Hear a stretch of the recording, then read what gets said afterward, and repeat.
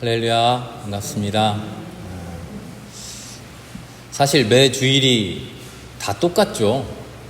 매 주일이 다 똑같은데 우리는 이 똑같은 날을 특별히 특별한 날로 정해서 예배합니다. 우리의 마음을 조금 새롭게 하자는 것이죠. 오늘 남신도회 주일로 예배드립니다. 김 장로님 아까 말씀해 주셨지만 원래 다음 주일인데요. 추석과 겹치는 바람에 여러 가지 일정들이 또 있으셔서 오늘로 남신도회 주일을 한 주간 앞당겼습니다. 혼동이 있었다면 또 죄송합니다. 이 남신도회 주일의 주제 말씀은요, 총회 주제 말씀과 동일합니다. 여신도회도 그렇고요. 2주 있으면 이제 109회 총회가 또 새롭게 열리는데요. 108회 총회, 작년 총회 때 1년 동안 우리 모든 기장교회가 함께 고민하고 묵상합시다 라고 하는 주제 말씀을 정했어요. 우리 기장의 모든 교회가, 기장의 모든 성도들이 이런 신앙의 목표를 가지고 신앙생활 해봅시다. 그것이 바로 영과 진리로 예배하는 생명, 평화, 선교 공동체라는 주제입니다. 우리 주보 표지 맨 앞에 있을 겁니다. 매 주간 넣어놨어요. 개 교회들도 남신도회도 여신도회도 같은 말씀을 가지고 1년 동안 신앙생활합니다. 우리 교회는 2024년 출애굽기 강해를 해옵니다만 항상 말씀 속에 우리 총회 주제를 항상 염두에 두고 여러분들과 함께 말씀 나누고 있는 중입니다. 오늘 우리는 구약의 이사야 말씀을 읽었는데요. 신약의 복음서의 말씀 그리고 신약의 서신서의 말씀도 함께 읽도록 되어 있어요. 그 함께 읽도록 되어 있는 복음서의 말씀이 요한복음 4장의 말씀입니다. 수가성 우물가에서 만난 여인에게 예수님께서 말씀해 주시죠. 바로 이 대목입니다. 하나님은 영이시니 하나님께 예배드리는 사람은 영과 진리로 예배를 드려야 합니다. 영과 진리로 예배를 드려야 합니다. 우리 기장교회뿐만 아니라 모든 교회가 생명, 평화, 선교를 해나가야 되는데 그냥 하는 게 아니라 영과 진리로 하라는 거예요. 영과 진리로.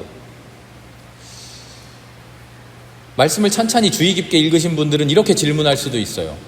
영과 진리로 생명, 평화, 선교를 하라고 안 하셨고요. 영과 진리로 예배하라고 하신 거 아닙니까? 그렇죠? 맞아요. 예배하라고 하셨어요. 그런데 그 예배가 뭐냐? 예배에 대해서 구체적으로 그 본질을 알아보니 예배라는 게 지금 우리 모인 것처럼 교회에 모여서 맞추어진 순서대로 기도하고 찬양하고 말씀 듣는 것, 그것만 예배냐? 아니요. 요한복음 말씀의 앞뒤를 열심히 찬찬히 깊이 있게 고민해 보니까 그렇지가 않아요. 하나님은 영이십니다 이렇게 말씀했는데요. 하나님이 영이라는 게 무슨 말일까요? 하나님은 육신이 없고 귀신처럼 그냥 영혼처럼 둥둥 떠다니신다 이런 이야기일까요? 그런 말이 아니겠죠. 여기서 이야기하는 영, 푸뉴마라고 하는 말은요, 돌멩이, 의자, 강대상, 선풍기 하듯이 어떤 물건, 물체를 의미하는 그런 명사가 아니에요. 하나님이 영이다라고 하는 것은 육체냐 영이냐라고 말할 때 아니 육체가 아니라 영만 있어 그런 뜻이 아니라는 거예요. 푸뉴마라는 게 무슨 뜻을 가지고 있는가 찾아봤더니 바람과 같다라는, 자유롭다라고 하는 표현이에요. 니고데모가 예수님께 왔던 이야기 혹시 기억나십니까? 유대인 율법학자 니고데모가 예수님께 와서 묻잖아요. 어떻게 하면 거듭날 수 있습니까? 요한복음 3장에 나오는 말씀인데요. 예수님께서 성령으로 다시 나야 한다라고 대답하시면서 성령이 뭐냐라고 하는 것을 그 뒤에 설명해 주셔요. 요한복음 3장 8절입니다. 뭐라고 말씀하시냐면 바람은 불고 싶은 대로 불어온다. 성령으로 태어난다는 것은 이와 같다. 하나님이 영이시라는 것은 하나님이 바람 같다는 거예요. 다시 말하면 하나님이 자유로운 분이라는 거예요. 자유로운 분이라고 하니까 멋대로 마음대로 자기 하고 싶은 대로 마음대로 막 하는 그런 자유를 생각하면 안 돼요. 그런 자유가 아니라 진리 안에서 행하는 자유, 진리대로 행하는 그런 존재라는 거예요. 하나님은 영이십니다. 하나님의 진리 안에서 자유롭게 활동하시는 분입니다. 왜 자유롭습니까? 인간이 만들어 놓은 하나님을 섬기는 종교에 하나님은 매여 있지 않아요. 신전이라고 하는, 성당이라고 하는, 이 예배당이라고 하는 장소에도 매여 있지 않아요. 율법에도 매여 있지 않아요. 인간의 생각에, 인간의 사상에, 인간의 사회 질서에 구속되는 분이 아니에요. 우리 생각에 이래야지, 이렇게 살아야지, 하나님은 이래야지, 우리는 그렇게 생각합니다만 하나님은 그렇지 않아요. 하나님은 자유로워요. 자유롭게 진리를, 하나님 당신의 진리를 자유롭게 행하신다는 거죠. 그게 하나님이 영이라는 말의 본질이에요. 그래서 그 영이신 하나님을 예배한다고 하는 것은요, 하나님께서 스스로 자유롭게 지켜나가시는 하나님의 진리, 그 진리에 따라서 우리도 행동한다는 거예요. 그게 예배죠. 하나님의 진리에 따라, 하나님의 진리 안에서 자유로우신 하나님처럼 우리도 자유롭게 진리를 행하는 것, 그게 예배예요. 그래서 예배는요, 주일날 우리가 이렇게 함께 모여 드리는 이 예배만이 예배인 것이 아니라 생명을 살리는 일, 평화를 이루어가는 일, 복음을 전하는 일, 바로 그런 일이 진정한 예배인 거죠. 생명, 평화, 선교의 공동체가 되는 것, 그게 예배죠. 오늘 같이 읽은 이사야서의 말씀을 보면 하나님의 진리로 행하는 생명, 평화, 선교라는 게 도대체 뭐냐 하는 것을 보여줘요. 어려운 철학적인 설명이 아니라, 신학적인 설명이 아니라, 평화라는 건 이렇습니다, 생명이라는 건 이렇습니다, 하나님의 말씀을 전하는 선교라는 것은, 복음 전한다는 것은 이런 겁니다 라고 어려운 말을 늘어놓는 게 아니라요, 너무나 쉽게 눈앞에 영화처럼 그려지는 설명을 우리에게 보여주셔요. 우리는 1절부터 9절 말씀 중에 가장 익숙한 6절부터 8절을 빼놨어요. 함께 읽기 너무나 길어서 제가 죄송합니다만 생략을 했는데요. 6절부터 8절의 말씀이 이 말씀입니다. 다들 너무나 익숙하실 겁니다. 제가 봉독해 보겠습니다. 이리가 어린 양과 함께 살며 표범이 새끼 염소와 함께 누우며 송아지와 새끼 사자와 살진 짐승이 함께 풀을 뜯고 어린아이가 그것들을 이끌고 다닌다. 암소와 곰이 서로 벗이되며 그것들의 새끼가 함께 눕고 사자가 소처럼 풀을 먹는다. 젖먹는 아이가 독사의 구멍 곁에 장난하고 젖된 아이가 살모사의 굴에 손을 넣는다. 아멘. 영화 같은 이야기죠. 무슨 SF 환상 영화 같은. 우린 이 이야기를 읽으면서 어떻게 생각합니까? 진짜 이런 일이 일어날 거야 라고 생각합니까? 아니면 이만큼이나 평화로울 거야 라고 상상하십니까? 하나님께서 선지자를 통해서, 예언자를 통해서 우리에게 해주시는 말씀은요, 그저 꿈 같은 환상이 아니에요. 선지자를 통해서, 예언자를 통해서 해주시는 말씀은 진짜로 그런 일이 일어날 거라고 실제로 약속해 주시는 하나님의 현실이에요. 그런데 우리의 눈에는 꿈 같잖아요. 왜 이게 꿈 같습니까? 어떻게 하면 이런 꿈 같은 현실을 이룰 수 있습니까? 그 현실을 이룰 수 있는 방법을 오늘 이사야 1절 11장 1절로부터 5절 9절의 말씀에 걸쳐 알려주고 계신 거예요. 이새의 줄기에서 한 싹이 납니다. 이새의 줄기는 뭡니까? 다윗의 자손을 뜻하죠. 이스라엘 민족은요, 대대로 소망을 품고 살았어요. 하나님이 우리를 구원해 주시는데, 메시아를 내려주시는데, 그 메시아가 그냥 하늘에서 뚝 떨어지는 게 아니라 이새의 자손, 다윗의 자손에서 메시아가 날 거야 라고 생각했어요. 그렇게 믿어왔어요. 실제로 그 혈통이 중요한 게 아니고요, 하나님께서 이스라엘 자손이 믿고 있는 그 바람을 외면하지 않고 다윗의 혈통에서 구세주가 날 거야 라고 믿어 마지 않는 그 바람을 웃기지도 않네, 내 맘대로 할 거야, 하나님 이렇게 하지 않으시고요, 그 바람대로 이루어 주신다는 걸 의미해요. 이새의 줄기에서 싹이 나고 열매를 맺어서 그 열매가 우리를 구원하게 되는데, 그 열매가 인간의 열망으로만 이루어진 열매가 아니라는 것을 이제 보여줘요. 인간의 능력만 가지고 이루어낸 구원이 아니라는 것을 우리에게 일러주셔요. 뭐가 핵심이죠? 그에게 주님의 영이 내려온다고 하는 것이 핵심이에요. 우리의 인간의 간절한 바람, 그 바람을 하나님이 들어주셔요. 그런데 그 바람을 우리 인간의 능력 가지고 이루는 게 아니라 인간의 간절한 바람 위에 인간의 바람대로 무언가 과연 이루어질 것만 같은 아름다운 열매 위에 주님의 영이 그 위에 내려오니까 이런 일이 진짜로 현실이 된다는 겁니다. 이리가 어린 양과 함께 살고 표범이 염소와 뒹굴고 사자가 풀을 뜯어먹고 어린아이가 독사굴에 손을 넣고 그런 세상이 온다는 거예요. 어떨 때요?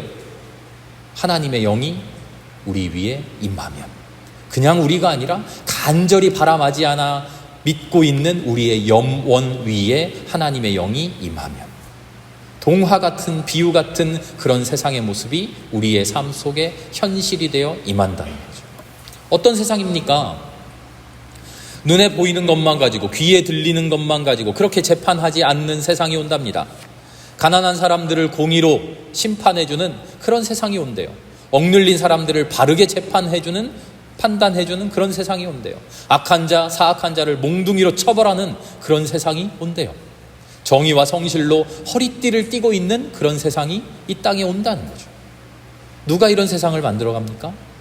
이새의 줄기들이, 이새의 열매들이, 사람들의 간절한 염원을 간직해온 우리들이 어떻게 해요? 내 능력으로요? 아니, 하나님이 함께 해주시는 하나님의 영으로, 지혜와 총명의 영, 모략과 권능의 영, 주님을 경외하게 하는 그 영이 우리를 강력하게 사로잡을 때 이런 세상이 만들어진다는 거죠.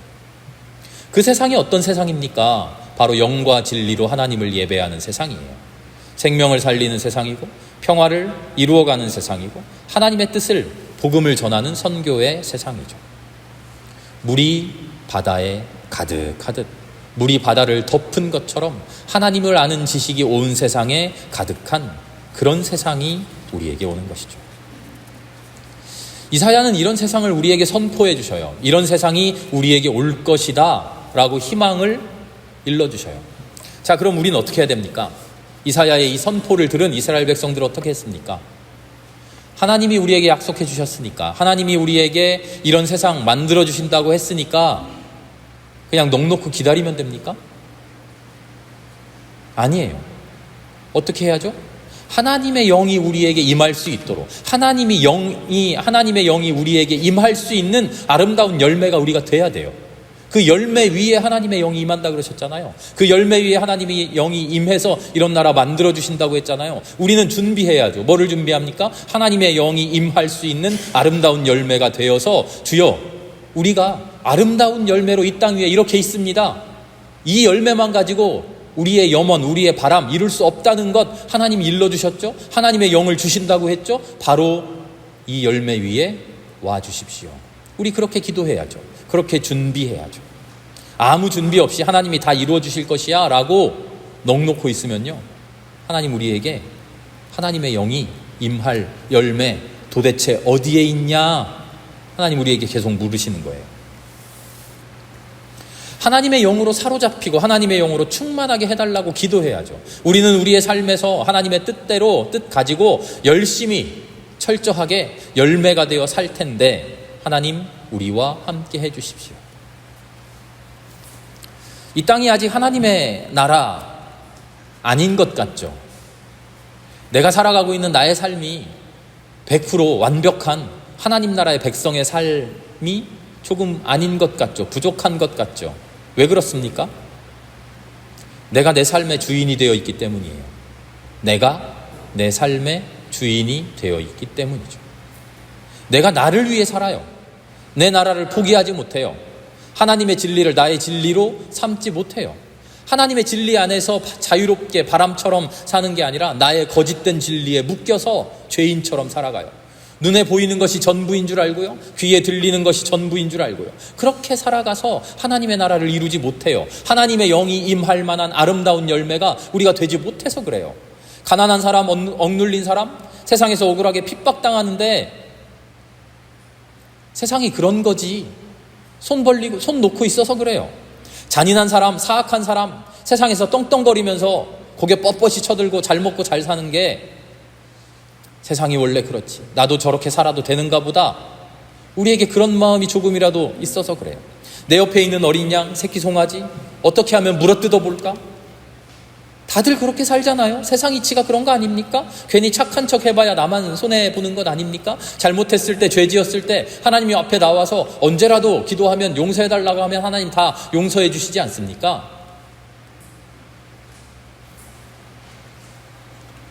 나의 나라를, 알량한 나의 행복을, 알량한 나의 욕심을 그것 하나 포기하지 못하고 하나님 앞에 완전히 엎드려지는 하나님의 사람 되지 못해서 하나님의 나라가 임하지 못해요. 하나님 앞에 아름다운 열매, 그래 과연 내 영이, 나의 영이 이 열매를 사로잡으면, 이 열매에 나의 영이 가득 임하면 하나님의 나라 이루어지겠구나, 하나님도 그렇게 확신할 수 있는 그런 존재들이 우리가 되지 못해서 그래요. 마침내는 정의가 이루어지고, 마침내는 이 세상의 사랑이 이기고, 마침내는 평화로워지고, 마침내는 하나님이 승리한다고 하는 것을 우리가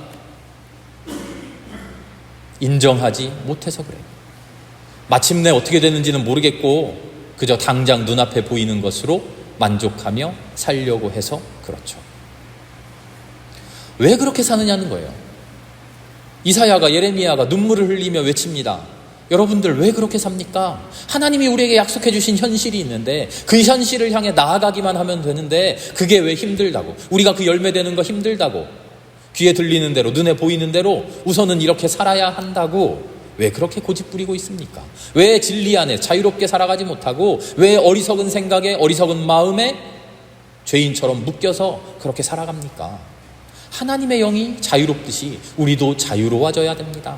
내 멋대로, 내 맘대로 하는 그런 자유가 아니라요, 철저하게 하나님의 진리에 따라 움직이는 그런 사람이 되는 거죠. 하나님의 진리대로 사는 게 왜 자유입니까? 하나님의 진리대로, 하나님의 명령대로 꽁꽁 묶여서 억압당하며 사는 거 아닙니까? 이렇게 묻기도 하는데요, 아니에요. 전혀 그렇지 않아요. 내 생각은 이런데 이렇게 살아라 하면 매여 있는 거죠. 그런데 내 생각이 이런데 과연 이렇게 살아라 하면 그건 자유죠. 우리 중고등학교 학생들이 나 요즘 제일 1등 미래 나의 꿈이 뭐냐 물어보니까 제일 1등으로 제일 많이 답하는 게 연예인 되는 거래요. 연예인 되는 거. 보통 부모님들 뭐라고 하십니까? 그런 생각 하지 말고 공부나 열심히 해라 이러시죠. 나의 생각은 이런데 나를 향한 어머니의, 부모님의 뜻이 다르니까 자유롭지 못해요. 그런데 가정해보세요. 나는 가수가 되고 싶은데 엄마 아빠가 그래 너 가수 되라, 너 가수 되는 게 나의 뜻이다, 나 너무 좋아, 응원할게, 지지해줄게. 그러면 이 아이가 열심히 가수 되는, 노력하며 사는 게 자유롭습니까? 매여 있습니까? 자유로운 삶이죠. 비유가 어떤지 모르겠습니다만 나는 이렇게 살고 싶은데 하나님의 뜻은 이래서 이렇게 살 수밖에 없다면 우리가 하나님의 뜻을 행하며 사는 그 모든 삶이 자유가 아니에요. 어거지로 살아가는 거예요. 그런데 나의 뜻과 하나님의 뜻이 과연 일치해버리면 우리는요, 하나님의 뜻대로만 살아야 되는데 그 삶이 한없이 자유로워요. 하나님 그러신 것처럼 말이죠. 하나님이 영입니다. 하나님의 영대로, 영과 진리 안에서 하나님을 예배하며 살아야 됩니다 라는 말이, 생명을 지키며 평화를 지키며 선교하며 살아야 됩니다 하는 말이 우리를 얽매는, 우리를 족쇄를 채우는 그런 어려운 말이 아니라 과연 하나님의 마음과 내 마음이 하나가 되면 너무나도 자유롭게, 너무나도 기쁘고 너무나도 행복하게 내가 하고 싶은 일을 마음대로 하는 그런 삶이 된다는 거죠. 우리는 하나님의 나라를 살아야 돼요. 하나님의 영이 내 안에, 내 위에 내려오셔서 내 영을 감동시켜 주시고 내 영이 하나님과 같아지는 그런 삶. 그래서 하나님이 내 삶의 주인 되어주시는 그런 삶. 욕심 많은 나를 위해서 살아가는 그런 것이 아니라 하나님의 정의로우심을 위해 살아가는 삶. 억지로가 아니라 진정 자유롭게 살아가는 삶. 하나님을 섬기며 살아가는 우리의 삶이 그렇게 기쁘고 행복하고 흥겹고 감동적이어야 되지 않겠어요? 우리가 그런 삶을 살아보자는 거죠. 우리 출애굽기 계속 읽어가고 있는데요, 광야에서 출애굽한 백성들이 시내산 아래에서, 모세가 이제 시내산 위에 올라가서 40일을 기도하며 주님께 주님의 말씀 율법 받아가지고 내려오잖아요. 산 아래에 있던 백성들, 물론 그 백성들의 마음이 다 천차만별 다 달랐겠습니다만 산 아래에 있던 백성들의 마음 어땠을까요? 야, 이제 우리 해방되어서 새로운 삶을 사는 줄 알았더니 더 어렵게 하나님의 말씀대로, 하나님의 율법대로 꽉 매여서 옴싹달싹 못하고 그렇게 살아야 되는 것 아니야? 걱정하는 사람들 한 무리가 또 있었겠죠. 그런가 하면 산 아래에서 야, 이제 우리에게 하나님이 함께 해주셔서, 하나님이 우리의 주인 되어주셔서 우리에게 삶의 방향을 일러주시네. 그 삶의 방향이 너무나 기쁘고 행복하네. 하나님이 일러주신 대로 나 자유롭게 살아야지. 하나님이 일러주신 대로 나 행복하게 살아야지. 하나님이 하나님의 말씀을 가르쳐 주시기만 하면 나 정말 그렇게 살아봐야지. 어떻게 살아야 될지 몰라서 답답했는데 하나님이 나의 삶을 일러주시고 나의 삶의 방향을 정해주시고 나의 손 붙들고 그 길을 함께 가주시네. 와, 가슴이 벅차오르는 사람들이 또 한 무리 있었겠죠. 시내산 아래에서 교회에 나와서 하나님의 말씀을 듣고 나의 삶을 준비하는 여러분, 우리들의 마음은 어떠냐? 이사야의 말씀을 통해 하나님 오늘 우리에게 묻고 계십니다. 하나님을 믿는다고 하는 것, 교회를 다닌다고 하는 것, 그리스도인 된다고 하는 것, 예배한다는 것, 어렵네. 세상 살기도 빡빡한데 교회에서도 이렇게도 해야 되고 저렇게도 해야 되고, 이런 마음으로 하나님 앞에 나와 계십니까? 아니면 과연 하나님을 믿으면서 내가 내 맘대로 못했던 것, 나를 억누르고 나를 억압하고 있었던 그 모든 것이 하나님 안에서 완전히 자유로워져서 내 뜻대로, 내 바람대로, 내 기뻐함대로 아름답게 살 수 있네 하는 그런 벅찬 희망 가지고 주님 앞에 나와 계십니까? 그런 희망이 나의 희망 될 수 있는 그런 우리 모두가 될 수 있기를 기도합니다. 하나님 안에서 자유로울 수 있는, 진리를 나의 것으로 삼아 살아가는 우리 모두가 될 수 있기를 기도합니다. 교회의 기둥이 누구일까요? 교회의 기둥. 오늘 남신도의 주일인데요. 정답이 남신도입니다 이러면 또 여신도 분들 좀 마음 한편이 섭섭하시죠? 남신도 여신도 나눠가지고 누가 더 중요하냐 하는 그런 말씀이 아니고요. 주인의식을 가지고 교회를 섬겨야 할 사람들이 누구냐 하는 거죠. 바로 우리 남신도들 아닙니까? 다시 묻습니다. 여러분들은 교회에 기둥되어 살아가고 계십니까? 하나님의 영으로 감동되어서 생명 살리는 그리스도인의 삶을 살아갑시다 라고 교회에서 외칠 때, 그래, 내가 과연 그렇게 살아가야지 하고 결단이 되시느냐는 말입니다. 아니면 그래, 그게 올바른 일인데 누군가는 그렇게 하겠지, 나는 좀 어려운데 노력은 좀 해볼게, 이러십니까? 오늘 남신도의 주일을 맞아 예배드리는 우리 모든 남신도들의 삶이 진정으로 자유로운 삶이 되기를 간절히 원합니다. 하나님을 온전히 붙들고 하나님의 마음을 나의 마음 삼아서 기쁘고 즐겁게 흥겹게 살아가는 그런 신앙생활이 될 수 있기를 바랍니다. 그 신앙생활을 열심히 해나갈 때 교회의 기둥들 되실 수 있으리라고 믿습니다. 그런 신앙의 삶을 통해서 열심히 살아가는 그 삶이 우리 교회를 살리고 세상을 살리고 사회를 살리고 우리 모두를 살려갈 수 있으리라고 믿습니다. 남신도들 뿐만이 아니라 우리 여신도들, 어린이들, 우리 모두가 그렇게 살아가야겠죠. 하나님은 영이십니다. 하나님만 영이십니까? 우리도 영입니다. 바람처럼 진리 안에서 자유롭게 살아갈 그런 존재들입니다. 하나님을 온전히 예배하며 기쁘고 즐겁게 살아갈 수 있는 저와 여러분 모두가 될 수 있기를 주님의 이름으로 축원합니다. 함께 기도하겠습니다. 영이신 하나님, 진리 안에서 자유롭게 하나님 하시고자 하시는 일을 이 땅 역사 위에서 행하고 계시는 것을 고백합니다. 우리 또한 우리의 삶 속에서 하나님과 온전히 하나 되어 자유로운 삶으로 하나님을 섬기며 살아가는 우리들 되게 하여 주시옵소서. 그런 우리의 삶을 통하여 하나님의 나라를 이 땅에 아름답게 이루어 주시옵소서. 모든 말씀 예수님의 이름으로 감사하며 기도합니다. 아멘.